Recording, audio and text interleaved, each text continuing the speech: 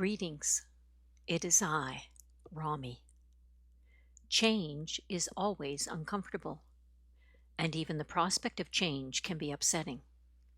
But please remember that virtually nothing in the human world is based in truth. If we are to successfully intervene, things must change, or the world will always be a missed opportunity, a thing that could have been but wasn't. Comfort and convenience are highly prized commodities, but all they really do is make sure that things never change. We don't want the earth to be a place where souls can come to play dress up and make believe any longer.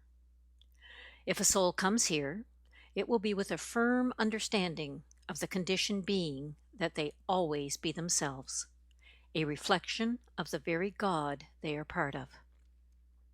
Nothing less will be acceptable. We've been tolerant of the vilest of behaviors because the involved characters would not heed to their soul's pleading. But no more. Why should God plead? Why should God wring her hands and say he wouldn't listen? How can God harm other parts of God?